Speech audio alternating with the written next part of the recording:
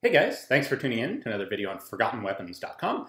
I'm Ian McCollum, and today I am here with Mr. Larry Vickers, and we are taking a look at a pretty cool AR-15. This is like a pretty much perfect replica of what you carried in Delta Force, right? Yeah, when I first got into the unit, I went through fall 1988 selection. So by the time I out-processed my unit, got there at the very end of 1988 and started OTC, Operator Training Course, beginning of 1989. And we used a variety of weapons, largely used the MP5 in OTC. Interesting. Okay. We had these issued, but it wasn't until I got through OTC and went to A Squadron this became the primary. Essentially a Colt Model 723. Now at the time, nobody called it that. Everybody called it CAR-15, the generic term for the carbine length Colt. When I got mine, it was brand new. It had the cardboard tube down the barrel. I mean, it was a brand new gun. Okay. And in this particular one has a M203 grenade launcher cutout barrel, which of course later became synonymous with the M4 and M4A1 carbine. Right. This looks much like an early M4. Exactly. There were plenty of guys that had these with a pencil barrel, with a thin barrel. Okay. And that was kind of random, honestly. And I don't know if it was one of those things. I don't know if there's like a sub variation of the 723 that had a pencil barrel, and then there was, I don't know. My hunch is it's kind of whatever Colt had on hand. So was Colt making a military contract guns at that point? You know, I don't think so. Okay. Certainly nothing in the carbine line. Of course, that came later with the M4. I don't know if they had M16A2s. I really don't know.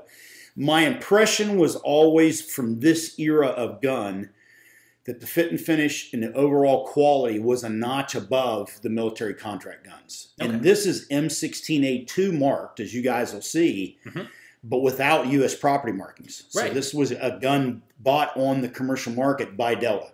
Okay, interesting. Why would they have done that?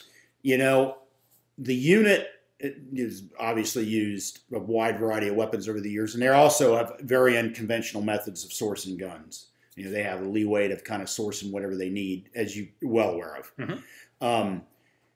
They had tried the shorter barreled CAR-15s. Okay. They had tried those. They had functioning issues. Those guns, and it's like we were talking about yesterday, that's how the HK416 came about for the unit. Right. Is those guns have always had functional issues. And when you say shorter, you're talking like 10.5, 11.5 inch barrels with those gigantic flash guns. Yes, this is a 14.5, and the key factor here is the distance on this particular barrel between the gas port and the end of the muzzle. This has been determined with a direct impingement gun for best reliability. You need to maintain that distance. Right. And the unit had tried, like you said, 10.5, 11-inch barrel guns, and honestly, you know, without a lot of round count, they might work okay and kind of, you know, perfect temperature conditions. But when you start getting on the extremes, guns with a lot of round counts, cold, hot, variety of ammunition, the guns just are not that reliable. Okay. And so the unit completely got away from them and standardized on this 14.5-inch configuration gun. Okay.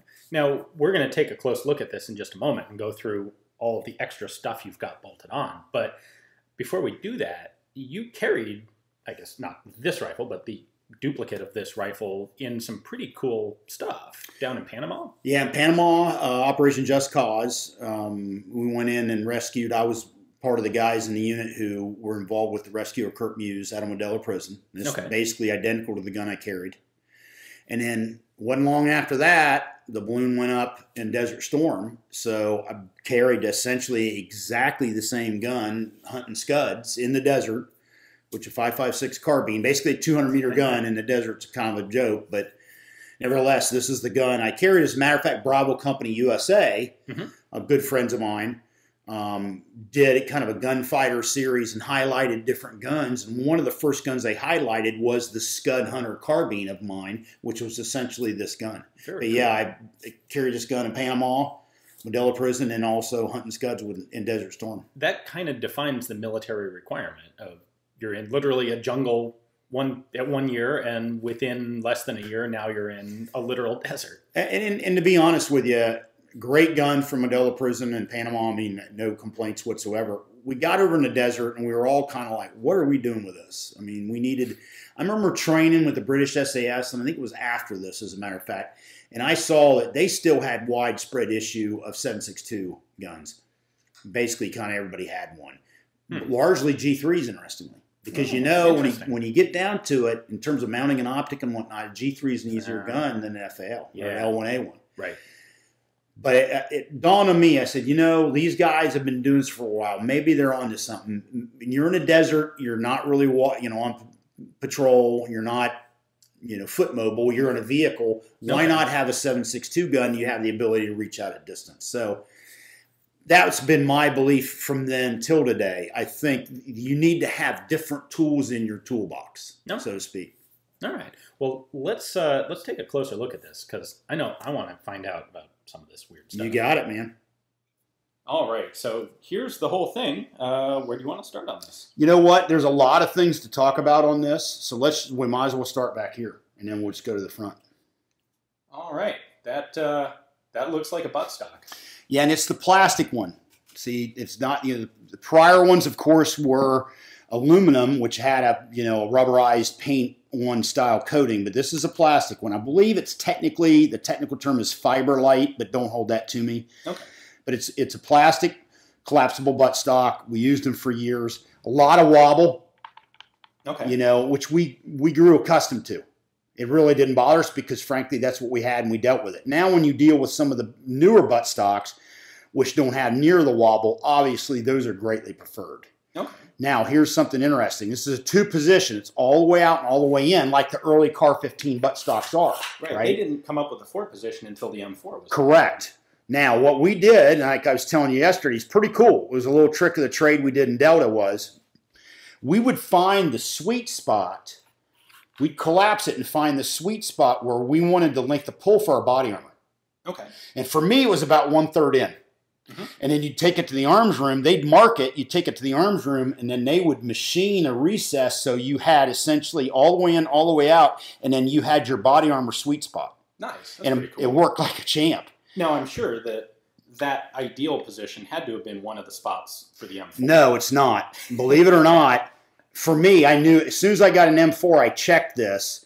Of course, the M4 4-position, all the way in, all the way out, and then 2 evenly spaced intermediate positions. So what you had was one that was still a little too far out, and then one that was a little bit too far in. That's exactly what I would have expected. Without a doubt. Now, this particular one, this is a post-sample Colt Model 723. I have not taken the time, because I don't plan on hitting Modelo Prison again anytime soon, and just keep it original, in terms of no modifications to the gun per se, other than bolting on this stuff. I have not done the little armor mod there, my 1/3 sweet spot with the body armor. But that was one thing we did, a little trick of the trade, and worked like a champ. Nice. Yeah, no reason it wouldn't. Cool. Now, one thing, in Delta, we used very little fully automatic fire. Very little. Essentially, we used the gun 99.9% of the time in semi-automatic, rapid aim fire. Auto, to be honest with you, about the only time I really used it was on the range, demonstrating to students how you needed to be aggressive in your stance, because automatic fire, like doing a mag dump, will definitely show you that. Beyond that, you could say possibly some helicopter work where you're trying to put some rounds in a vehicle in full auto, like burst fire. But that's about it. We mainly used, so whether it was auto or burst, for us, it was irrelevant. Because really, for us, it was safe and semi. Did you guys actually have burst firing guns as well? No, I never saw any while I was there. Okay. The ones I all saw were all auto. Okay, that makes sense. The burst is really an attempt at replacing training with a mechanism. Absolutely, and I'll tell you, certainly one of the reasons we didn't have it is it's the effect it's had on the trigger pull. Right. Because as you know, the M16 burst mechanism, the trigger pull is greatly affected, and it's very erratic and inconsistent. And in Delta, where marksmanship is a premium, that would be a total no-go. I can tell you that right now. Yeah, I believe it. Yes. This, of course, has a brass deflector on it, which for a left-handed shooter, I shoot a long gun left-handed because I'm left-eye dominant. I'm a right-hander, but I actually shoot it left-handed. Okay. This is a real plus, because if you ever shoot a slick side, non-brass deflector AR, it's not uncommon to kind of eat them in your chin or your cheek, as you know. Yep, I've had that happen. Absolutely. So these are a real plus. But then when you combine this with the A1 rear, it's a real home run. Much simpler rear sight. I've never been a fan of the A2 style rear sight. In my opinion, for a combat rifle, it's far too complex. Okay. And for the average bear, the average guy, let's face it, it has unnecessary and unneeded complexity and adjustment capability. So in my opinion, the A2 rear is a no-go. I'm a fan of the A1 style, is particularly like the Canadians did it. Damaco did it right, in my opinion. They did A1 style. They have a standard peep, and then they have a ghost ring peep. Instead of having the long range, so to speak, they have a standard aperture, and then they have the ghost ring, and that, to me, is the perfect combo. Now, this one doesn't have it. This has the standard 2 small apertures for an A1 style rear sight, but when you combine this with this, it's a home run. Okay. Here's another interesting thing. Yeah. The unit experimented fairly early on, really before there were flat top uppers for the M4A1 series. Mm-hmm. They would cut off. I remember the arms room seeing some where they cut off the carrying handle here and here, and then they bolted a piece of Weaver or Picatinny rail here. Oh, and guys were able to bolt their optic directly to the top of the receiver and then still have the iron sights and be able to see them. Pretty slick. That's pretty cool. Yeah, it was pretty slick. It really was. You realize, having said that now, a whole bunch of people are going to immediately run out and saw the carry handles off their guns. Yeah, and do that. I mean, it's really slick. Once you get it set up right and the height is right, it's a real slick setup. Now, we'll tell you this, though. Be careful, because this portion of the receiver up here where the charging handle slot is in, this can be very thin. Okay. So, and it varies, and it's a non-critical area, so there's some it's thicker than others. But you'll run into some of them there. If you look like an M4 or M4A1, this is much beefed up, and there's a reason for that. So if you do get one and you bolt a pick rail on here, you might want to measure this if at all possible and try to figure out how thick it is before you chop and bolt onto it, because you may not have a lot of thread engagement once you do that. That makes sense. Yeah, that's one thing they found out in the arms room. Now, you've got some sort of optic on there. What is that? Aimpoint 2000. Let's go. You've got something kind of sticking off the side of that scope there, this guy. Yeah, on-off adjustment in brightness, and then also battery. It doubles. Yeah, you take the battery off through here, and then this is on-off. 1-inch tube, all right. Aimpoint 2000. This was really a commercial scope, a commercial hunting red dot optic that Aimpoint brought out. The Aimpoints that you know of in the military, really, this is the predecessor to all of them. And you'll see Delta guys guarding Norman Schwarzkopf in Desert Storm with their Car-15s, and they all generally are running Aimpoint 2000s. Huh, no kidding. Really good red dot sight. Okay. This, like I said, this is kind of the optic that made Aimpoint what it is today. Certainly the newer stuff, the Micro, the M5, the M4 series, they're far better than this. Don't get me wrong. They're far better. But when you go, what was the red dot that put Aimpoint on the map, and why I'm still a big Aimpoint fan to this day, big Aimpoint fan, is the Aimpoint 2000. Okay. Overall, I'll be honest with you, I would take an Aimpoint 2000 over most of the other red dot sights that are on the market that are non-Aimpoint brands, because I know that this one's a proven performer. Wow. Okay. It's a good piece of kit. Cool. It really is. Not perfect by a long shot. You're talking about old technology, and by all means, don't go and run out and buy one and make it your primary when you can get a newer Aimpoint. They're much better optics, but this is the optic that put Aimpoint on the map. The Aimpoint 2000. That is certainly a better optic than things like the Armson OEGs. Yes, absolutely. Spec Ops guys had and then, maybe 10, 20 years earlier. This and its use by Delta and special operations and whatnot kind of led things down the path for the M68, close combat optic, the Aimpoint that, of course, the U.S. Army has used for years. So that is the optic that kicked all that off. Very cool. And I see you have a real state-of-the-art illumination device on there as well. Is that like a mag light duct taped onto the handguard? It's what we call a QXL dive light, and it was blue. And you can even see a little bit of blue back here. I don't know if you can see it in the camera or not, Ian, but there's a little bit of blue right here. If we stand it up, you might be able to. Can you see that? Yeah, little peeking out there. It was blue. It was a blue dive light, I'm sure. So if it's dropped underwater, guys can find it. We call it the QXL. I don't have any clue if that's the right terminology. Okay. But it was a dive light, And then we painted it black. Also, in this particular case, it's basically got inner tube over top of it. Our combo guys wired it internally so we could use a push button switch. Okay, that's what that is. Yeah. And then it's hose clamped and then bolted on the bottom of a Car 15 bottom handguard. I think it's worth pointing out there that the hose clamps just go around the body of the flashlight. Yes. And then the hose clamp itself is bolted into those vent holes on the bottom of the handguard. Yep. And then this is one, by the way, that the guy who runs the arms room in the unit gave me. Because I went in there and said, hey, I'm making a clone. When I was retiring, I'm making a clone of my setup. Do you have one? He said, here you go, and gave me one. This one is sourced from the unit. Nice. Yeah, they probably weren't still using it. Yeah, it's, They've got better stuff now. Exactly, and stuff's laying around and all that. And he goes, here you go. He gave it to me. And you can see the rubber starting to give up the ghost here. Yep.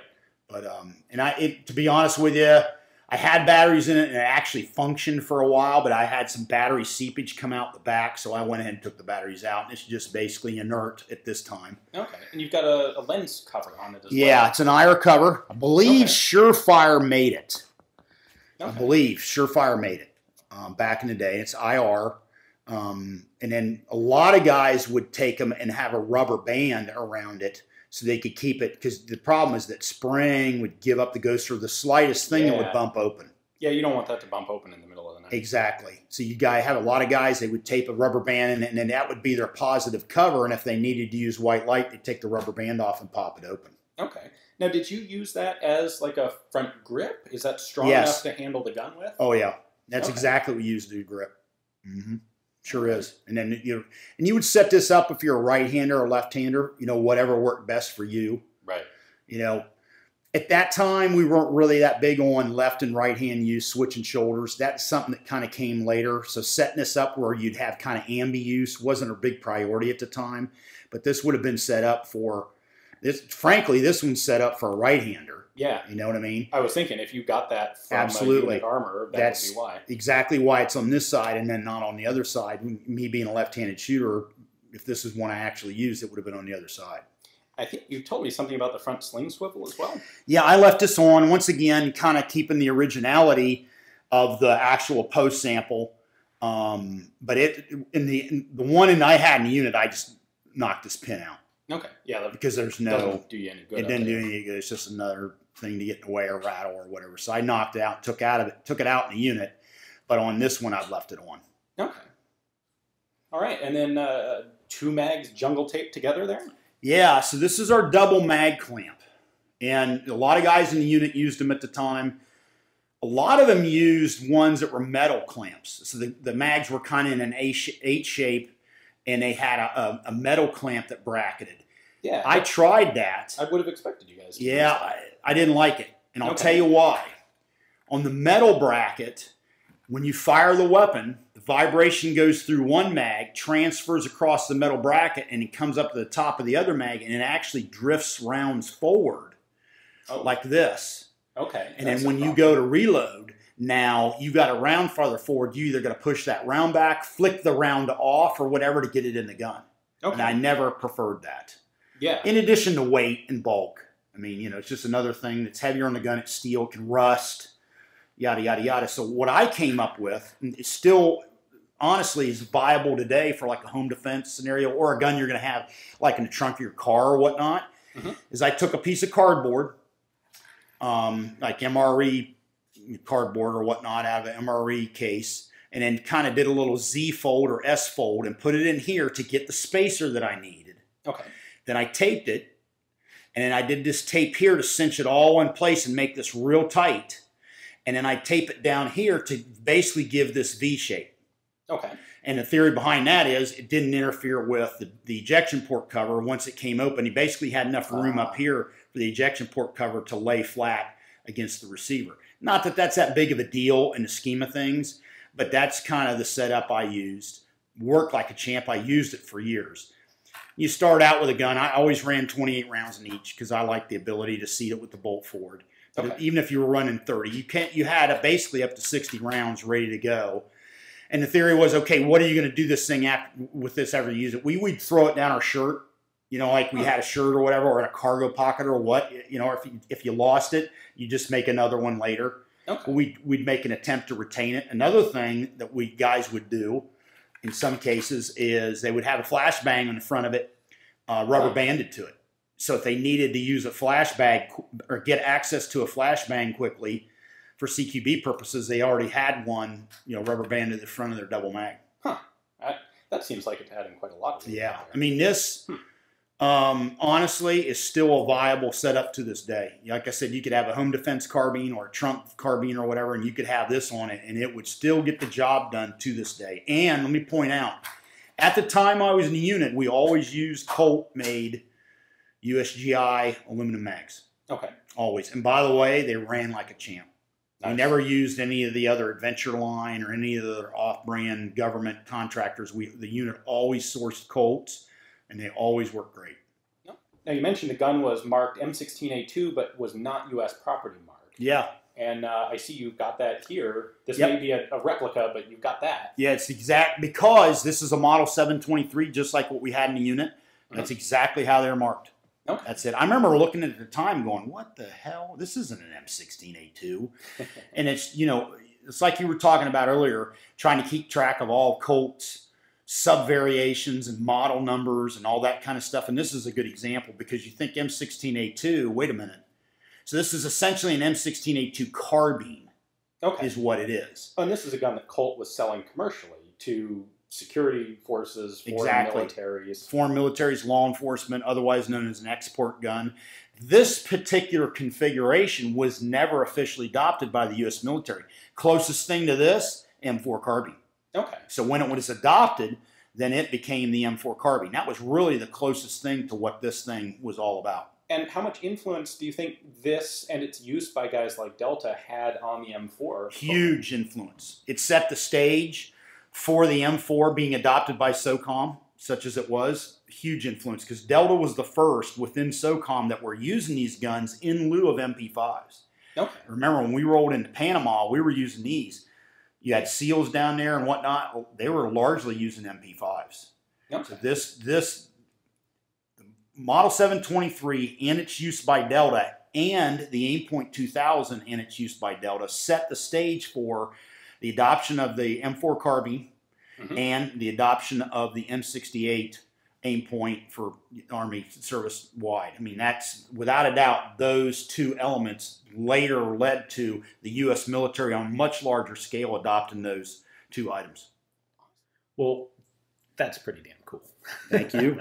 I have an old reproduction of an Air Force early carbine myself, but it's not quite that cool.